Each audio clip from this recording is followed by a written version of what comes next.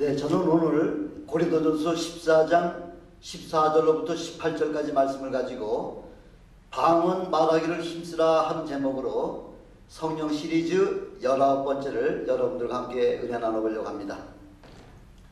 우리가 그동안 성령의 은사에 대해서 그동안 쭉 상고를 해왔습니다만은 이제 방언의 은사가 바로 성령의 9가지 은사 가운데에 8번째와 9번째 은사가 바로 방언의 은사죠. 이렇게 성령의 임하심을 가장 확실하게 알려주신 그 사건이 바로 이 방언의 은사라고 하는 것이죠. 이 방언은 뭐 사람이 전혀 알아들 수 없는 그런 기도이기 때문에 많은 사람들은 그 방언은 아무 소용도 없지 않느냐. 그래서 방언의 은사를 아주 우습게 생각하는 그런 사람들도 종종 있는 것을 제가 보았습니다. 또 어떤 분들은 그 방언은 초대교회 때 교회가 설립되기 위해서 필요한 그 하나의 은사지 더 이상은 방언의 은사는 이제 없어졌다. 이렇게 방언의 은사가 소멸했다고 하는 것을 주장하는 그런 분도 저는 몇 번 봤습니다. 성령의 시대의 시작은 바로 오순절 마가의 다락방에서 방언을 시작함으로 말미암아 성령의 시대가 시작이 된 거죠. 방언이라고 얘기할 것 같으면은 세상의 온갖 종류의 언어들을 가지고서 일컬을 말할 때에 방언이다 이렇게 이야기하고 있습니다만은, 그러나 우리 믿음의 사람으로서 특별히 성령의 그 은사를 받은 사람으로서의 그 방언이라고 하는 것은 사도행전 2장 4절에서도 뭐라고 말씀하고 있냐면, 성령이 말하게 하심을 따라 다른 방언으로 말하기를 시작했다 이렇게 지금 말씀하고 있죠. 다른 방언이라는 거죠. 다른 방언이라고 이야기하는 것은 이 세상의 어떤 지역에서도 사용하지 아니하는 그런 전적으로 하나님 앞에 속한 바로 천상의 언어를 가지고서 우리 믿음의 사람들은 방언이다 이렇게 말하고 있습니다. 이 방언은 이 세상에서 통용되는 그런 언어가 아닙니다. 방언은 성령 충만할 때에 받는 그런 은사 중에 하나라고 하는 것이죠. 대부분의 사람들은 그 방언의 은사를 통해서 비로소 내가 성령의 은사를 체험했다고 하는 바로 그 외적 표현의 성령의 은사가 바로 방언이라고 하는 것이죠. 이만큼 방언은 우리의 신앙에 없어서는 아니 될 만한 가장 중요한 그런 방언의 은사 중에 하나죠. 방언이 사람과 사람과의 대화에서 필요한 그 방언 아니지 않습니까? 그래서 고린도전서 13장에서 보니까 일만마디의 방언보다는 차라리 사람들과의 대화에서는 한마디 그 알아들을 수 있는 말이 훨씬 더 중요하다 이렇게 말씀하고 있지 않습니까? 방언은 사람들이 하는 그 기도가 아니라는 거죠. 하나님 앞에 드리는 그 우리의 기도라는 거, 영적인 기도라는 거죠. 방언은 성령 충만할 때 받는 은사 중에 하나입니다. 그래서 고린도전서 14장 2절도 보니까 방언을 말하는 자는 사람에게 하지 아니하고 하나님께 하나니 이는 알아듣는 자가 없고 그 영으로 비밀을 말함이라 이렇게 말씀하고 있죠. 알아듣도록, 사람이 알아듣도록 하는 그런 기도는 하나님께서는 그런 기도는 하나님께서 듣지 아니하신다는 거죠. 이 방언이라고 하는 것은 하나님과 나와의 은밀한 그런 대화요, 하나님 앞에 드리는 은밀한 기도라는 거죠. 최초의 그 마가의 다락방에서 시작된 그 방언은 조금 특이하죠. 요즘 하는 뭐 방언이나 뭐 그 외부로 나타나는 그 사운드가 다르다고 하는 이야기가 아니고요. 사람들로 말미암아 제일 최초로 시작된 그 방언이기 때문에, 그래서 만약 전혀 그 방언의 의미를 깨닫지 못하는 그런 사람들이 그 방언의 말을 듣게 된다고 할 것 같으면은 미친 사람들이 그 소리 고래고래 소리 지르는 것이든지, 아니면은 지금 사도행전에서도 말씀이 기록이 되어 있듯이 전혀 하나님의 계획을 알지 못하는 사람, 경건하지 못한 사람들이 듣기는 아침 술 먹고 해장 술 먹고서 술 취해가지고 고래고래 소리 지르는 것으로다가 듣기 쉽기 때문에, 그래서 그 최초의 방언을 우리 하나님께서는 그 경건한 유대인, 그 경건한 유대인이라고 하는 사람들은 어떤 사람이냐면 지금 사도행전 2장 5절부터 13절까지 마침 그때가 오순절날이잖아요. 이스라엘의 3대 절기, 6월절, 오순절, 초막절, 이 3대 절기에는 해외에 나갔던 모든 디아스포라 유대인들은 반드시 예루살렘에 와서 하나님의 성전에서 예배를 드리도록 되어 있는 것이 바로 율법이에요. 그게 하나님의 그 규례예요.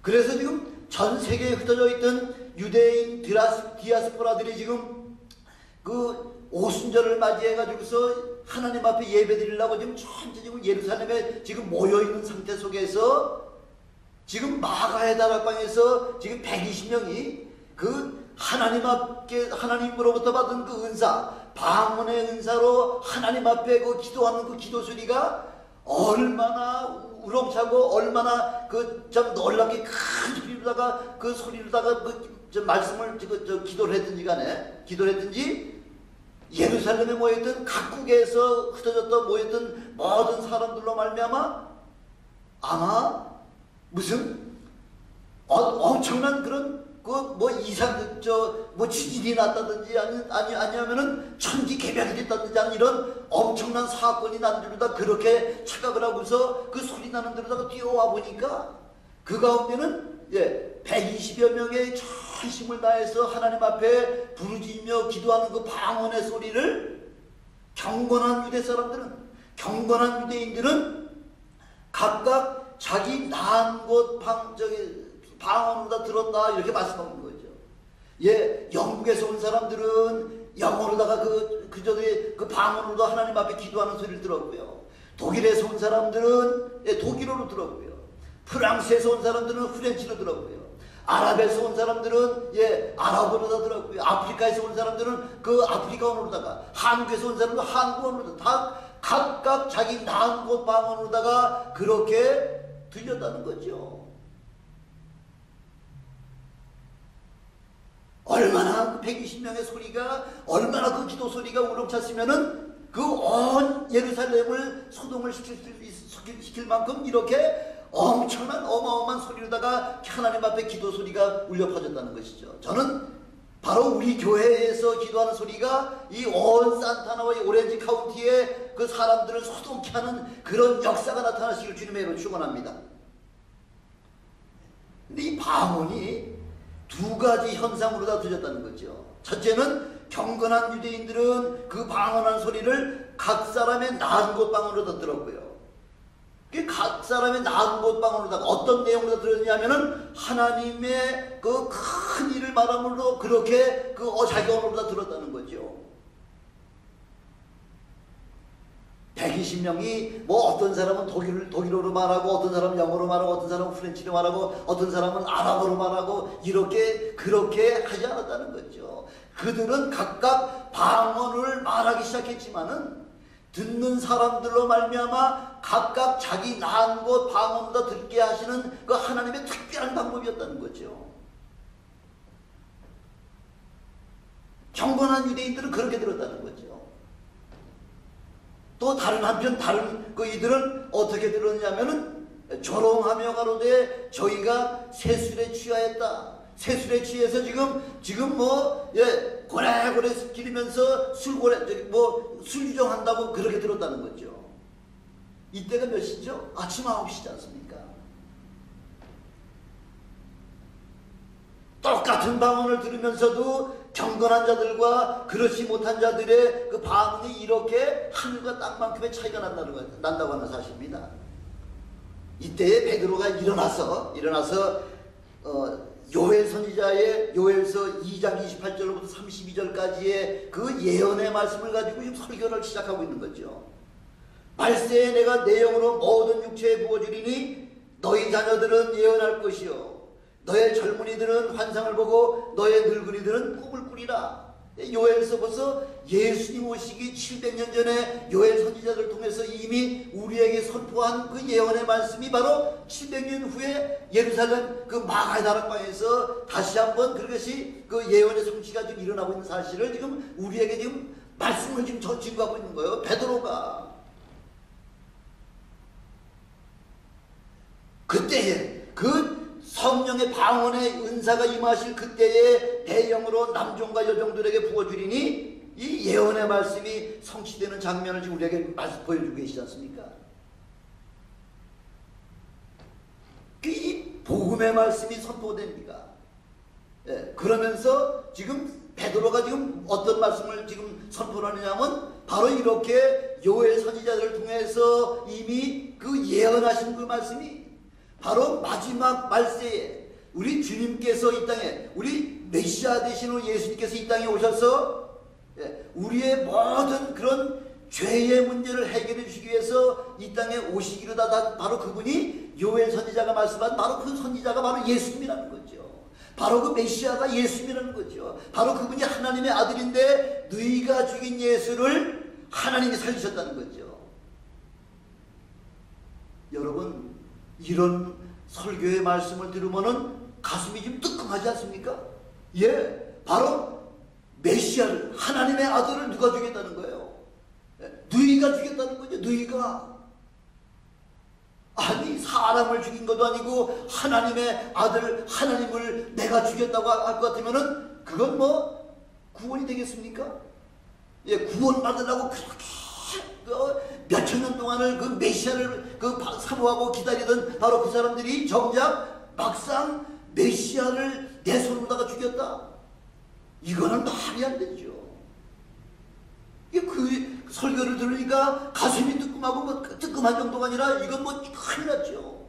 그러니까 형제들아 우리가 어찌할꼬 하고 이렇게 그냥 실이 터져나오는 거죠. 주여 내가 어떻게 하면 되겠습니까? 하면서 베드로를 향해서 그렇게 부르짖을 때에 너희가 회개하여 각각 예수 그리스도의 이름으로 침례를 받고 죄 사함을 얻어라.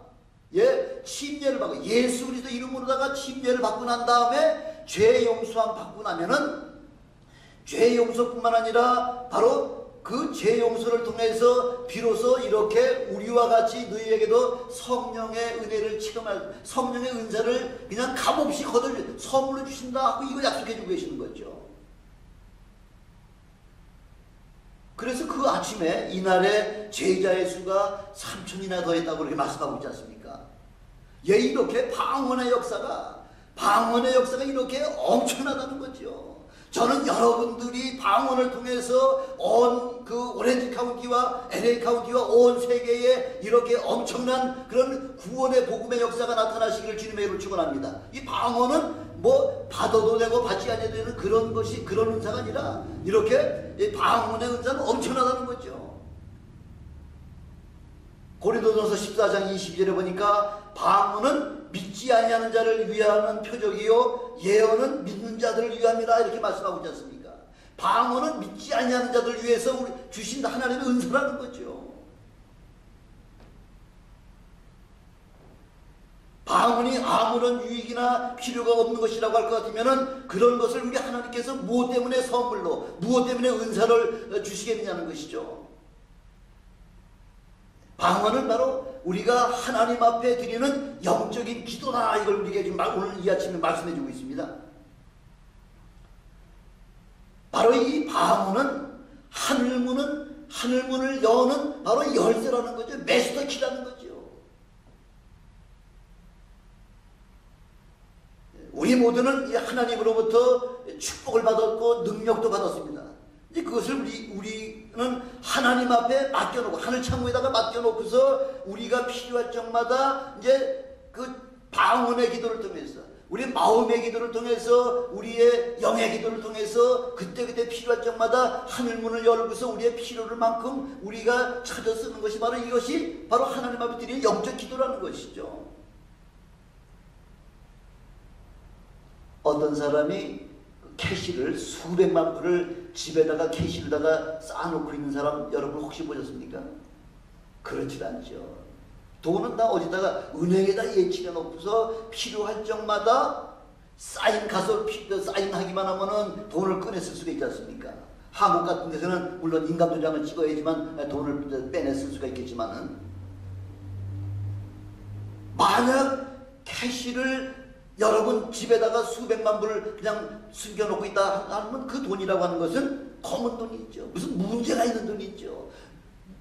남에게 공개할 수 없는 그런 돈일 것 같으면은 뭐 은행에 예치할 수가 없기 때문에 몰래 집에 숨겨놓는 그런 경우가 종종들 있죠.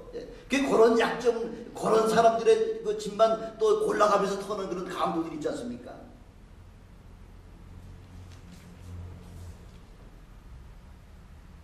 바로 이렇게 우리 하나님께서는 우리에게 은사를 주시고요. 우리가 필요할 적마다 방언을 통해서, 기도를 통해서 하나님 앞에 그 키를 열어서 필요한 은사들을 받아다가 우리가 사용하도록 그렇게 하라고 우리에게 주신 그 은사예요. 근데 주님께서 우리에게 또 이 비유로 다 말씀하고 계시잖아요. 어떤 사람에게는 금 1달란트를 주고 가시고요. 어떤 사람에게는 금 2달란트를, 어떤 사람에게는 5달란트를 주시고서 그 먼 외국에 가셨다가 1년 후에 돌아와서 각각 이제 돈을 받겨놓은 그 제자 종들에게 회개할 때 5달란트 받은 자는 주여 내게 5달란트 주신 것 중에서 내가 5달란트를 이렇게 더 남겨와서 10달란트가 가져왔습니다. 그때 우리 주님께서는 잘했다 칭찬하시면서 네가 작은 일에 충성했으니 내가 큰 것으로 맡겨주시겠다 이렇게 말씀하고 있지 않습니까? 2달란트 받은 자들에게도 2달란트를 더 벌어가지고 왔을 때 주님께서는 동일하게 네가 지극히 작은 일에 충성했으니까 더 큰 것으로 씌워주시겠다고 말씀했는데, 1달란트 준 자는 한 달란트를 수건에 싸서 땅에 묻어뒀다가 주님은 엄한 분이시기 때문에, 그래서 내가 이걸 감춰놨다가 지금 가져왔습니다 할 때에 우리 주님께서는 뭐라고 말씀하시죠? 잘해서 칭찬하시나요? 이 악하고 게으른 종아, 차라리 그 돈을 은행에다 맡겨놨으면은 은행에 이자라도 받아올 텐데 너는 악하고 게으른 종이라는 거죠. 하나님께서 그 주셨을 때, 은사를 주셨을 때는 그걸 사용하라고 주셨는데 그 사용하지 않냐고 그 땅에 묻어뒀다가 가져왔을 때에는 악하고 게으른 종이라고 하면서 바깥 어두운 데 내쫓아가서, 그래서 바깥에서 슬피 울며 이를 갈미 있으리라 이미 우리 주님께서 그렇게 예언의 말씀을 해주시고 하셨잖아요.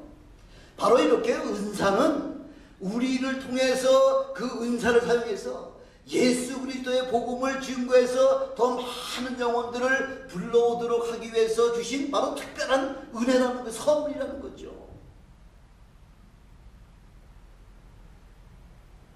바로 성령의 은사는 자랑하라고 그렇게 주신 것이 아니라, 숨겨놓으라고 주신 것이 아니라 그 은사를 통해서 영혼 구원하는 도구로 사용하라고 주신 거죠. 미국의 이 법이 모든 게 성경을 기준해가지고 만들었다 그러잖아요.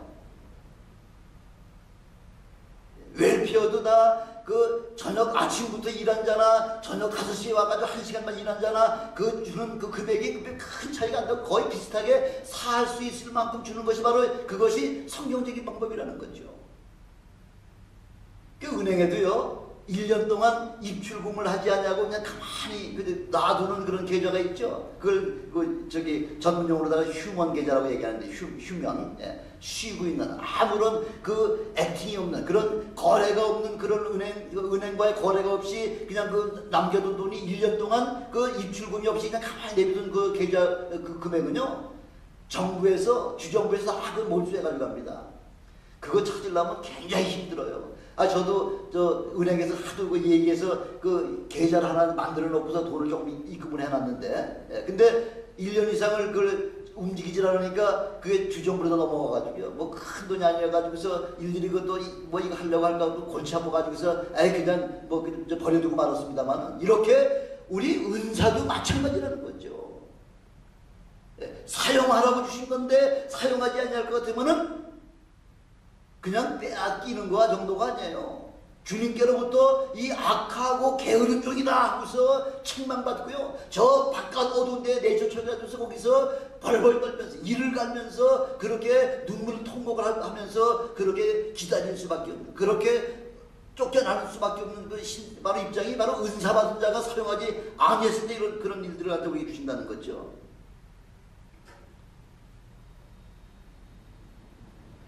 바로 이것은 하나님과 우리와의 그 은사는 하나님과의 우리의 절대적인 계약이라는 거죠. 바로 이 기도는 만능이요 전능이잖아요. 이렇게 기도가 우리에게 유익을 주는 그런 기도이기 때문에 우리에게 주셨는데, 그 기도는 지금 두 가지 채널이 있죠.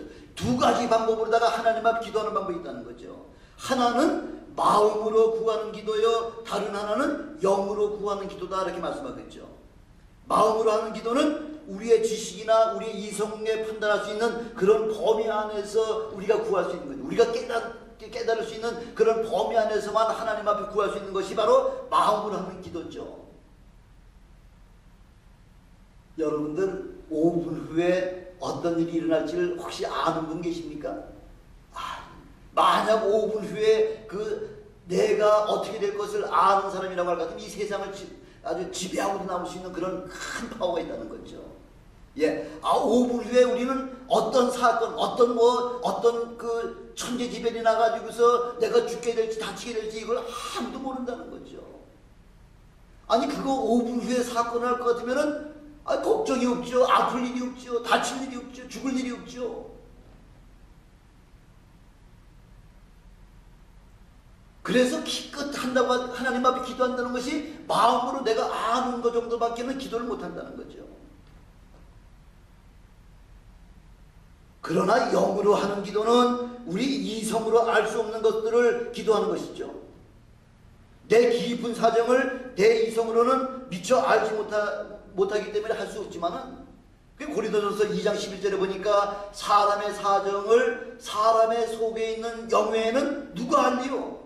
이와 같이 하나님의 사정도 하나님의 영외에는, 하나님의 사정도 하나님의 영외에는 아무도 알지 못한다, 그렇게 말씀하고 있지 않습니까? 사람의 깊은 사정을 위하여 자기 영으로 기도하고 보이는 문제는 자기 마음으로 기도하는 거죠.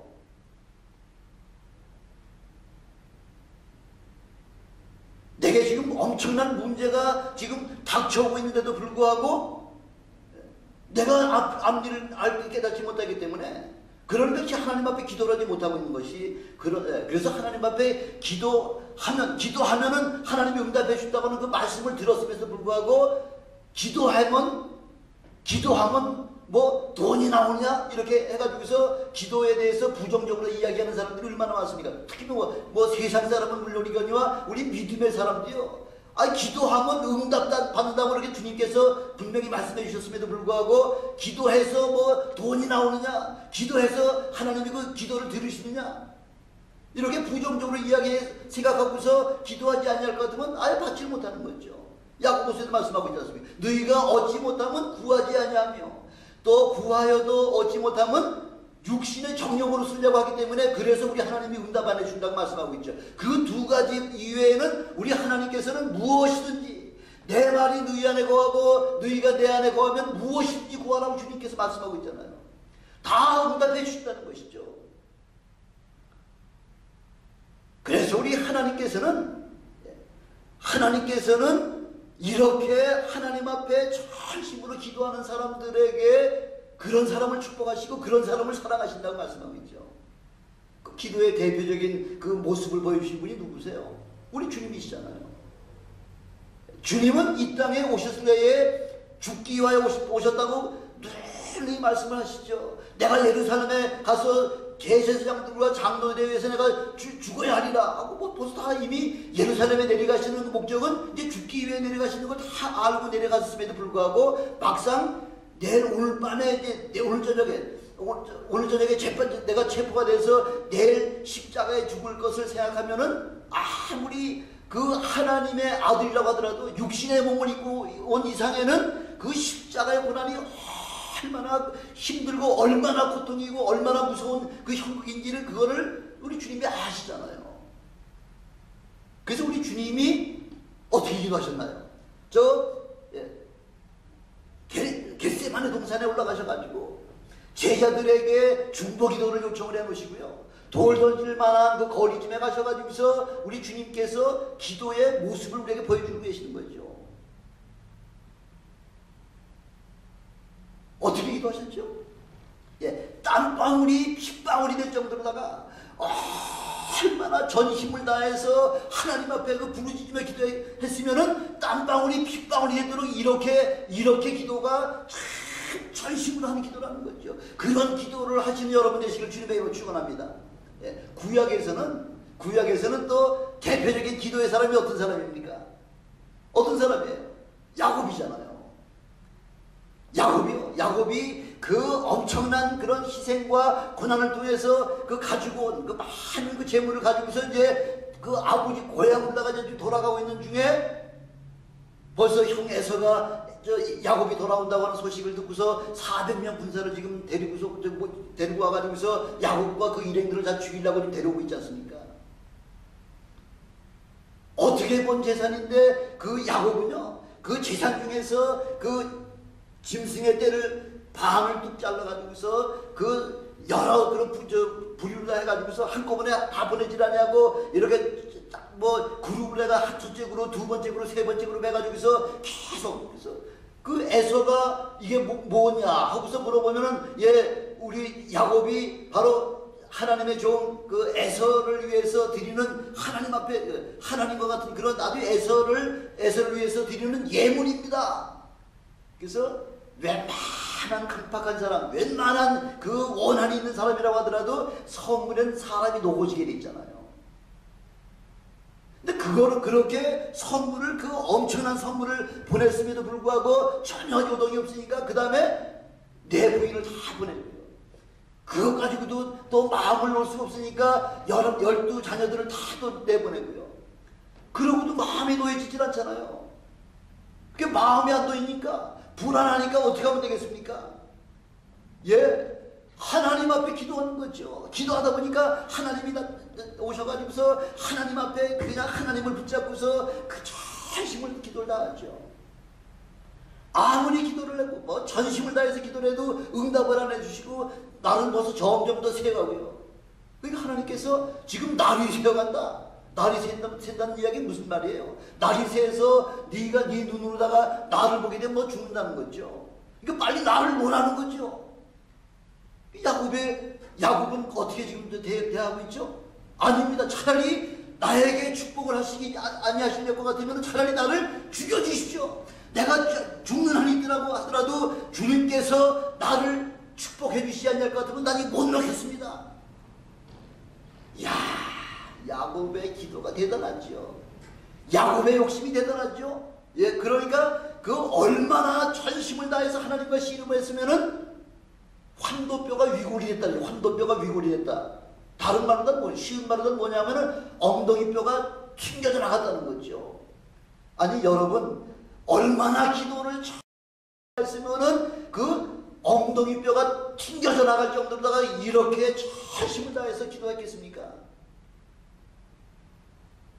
그 튕겨져 나가면서도 불구하고 차라리 나는 죽겠습니다. 나 축복해 주시옵소서 하고 전심으로 기도했을 때에 내 이름이 무엇이냐? 야곱입니다.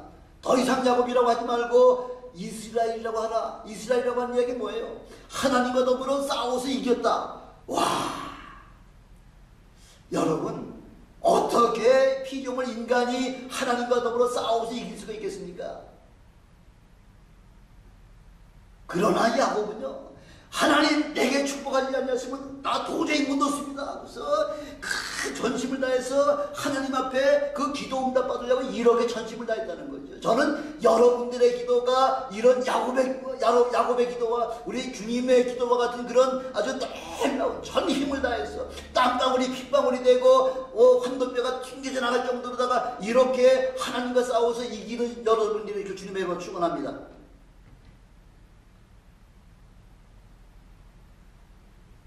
그래서 우리 하나님은 믿음의 사람, 기도의 사람, 이런 사람들을 기뻐하신다는 거죠.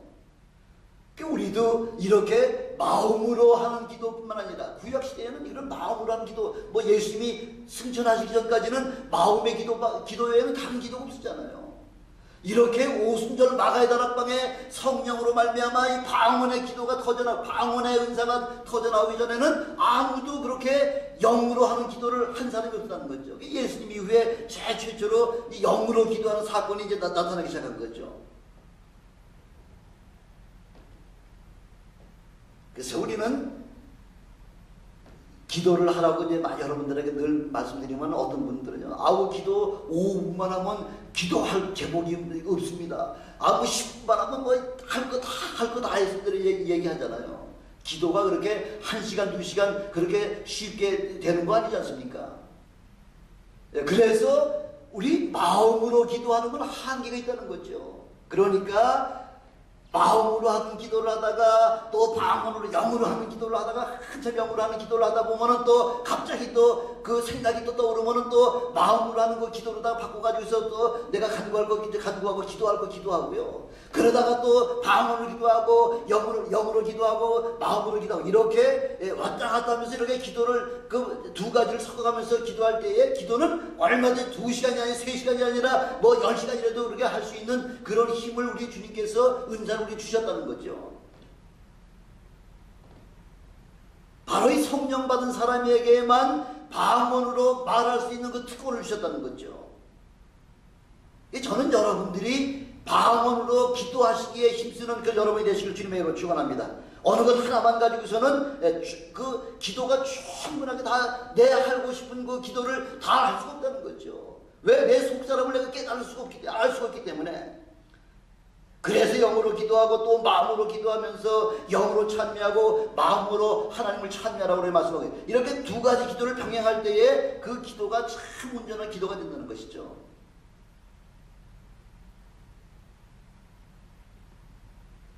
어떤 사람들은 알아듣지 못하는 소리를 무엇 때문에 하느냐 하고서 이야기하는 사람들이 있습니다. 또한 어떤 사람들은 그 한식 초대교회 때만 필요한 그 한시적인 것이 바로 방언이라고 이야기하는 사람도 있습니다만 아닙니다. 그거 아니에요.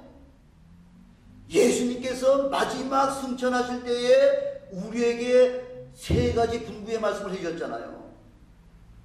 못하라고. 말씀을 확실하게 증거하기 위해서는 3가지 표적을 주신다고 말씀하고 있죠.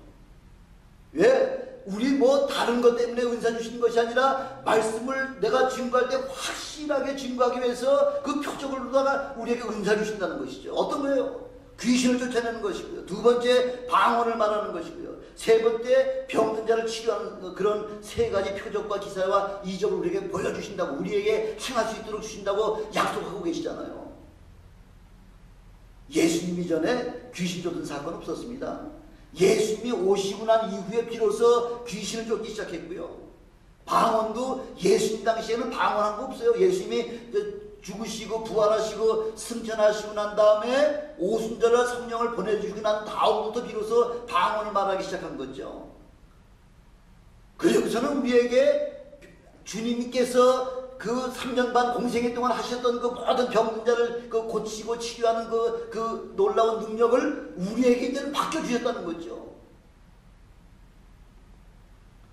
이런 주님께서 우리에게 주신 말씀을 확실하게 증거하기 위해서 주신 이 은사도 언제까지 영원히 있는 거 아니지 않습니까?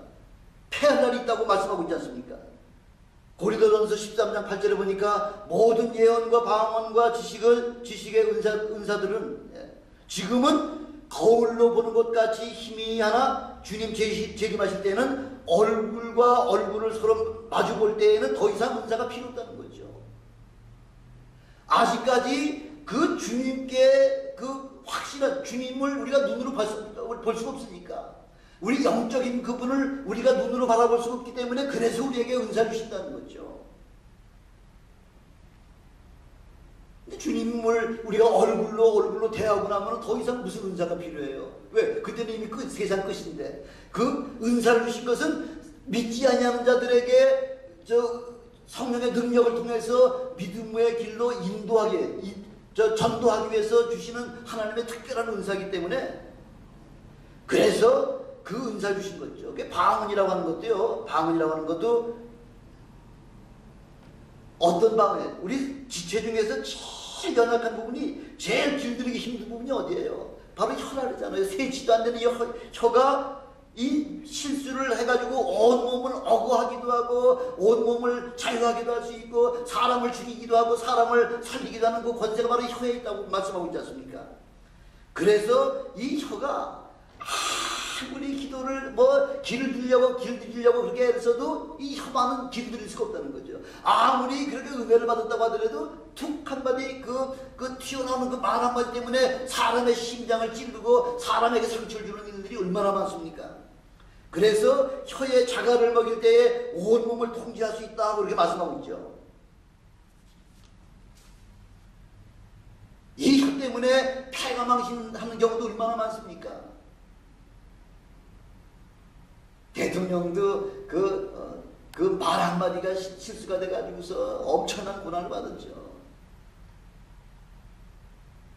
이렇게 길들이기 힘든 혀가, 그것이 바로 성령으로 말미암아 이렇게 제대로 통제가 되기 시작했다는 거죠.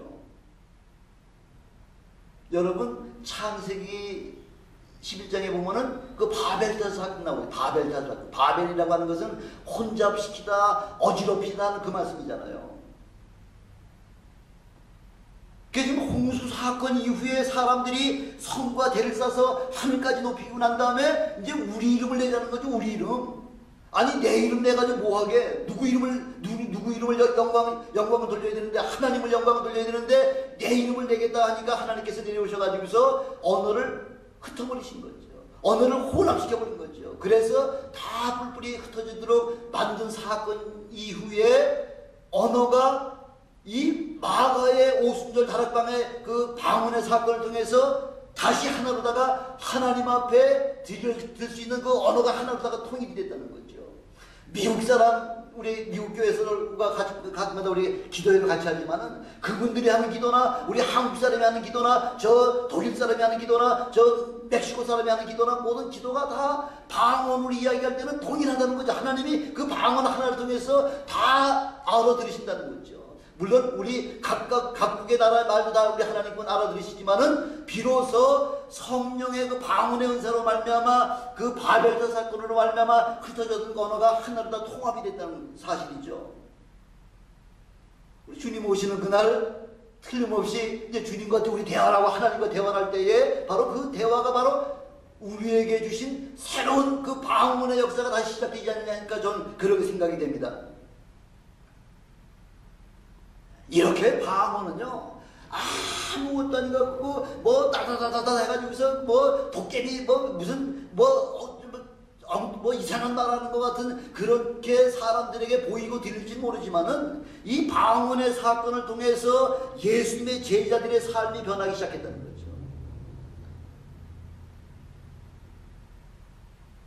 이 방언이 우리 세상 살기에 아무런 도움이 안 되죠. 아무런 보탬이 안 되기 때문에 필요 없는 것이 아니라 이 방언을 통해서 비로소 성령 충만함에 바로 선동작이 되기 시작했다는 것이죠.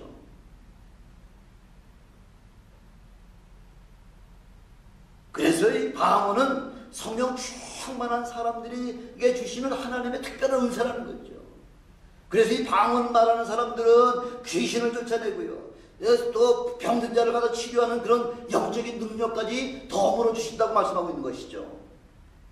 사도 바울 같은 사람은 고린도전서 14장 18절에 보니까 내가 너희 모든 사람보다 방언을 더 말함으로 하나님 앞에 감사한다, 감사하노라 이렇게 선언하고 있잖아요.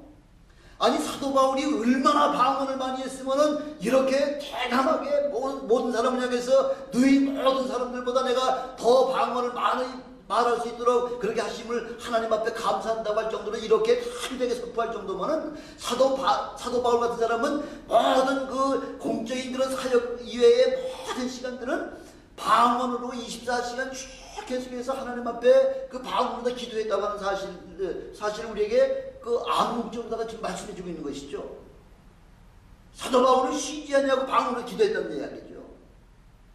얼마나 기도를 많이 해서 모든 사람보다 방언을 더 말한다고 말씀하시고 있겠습니까?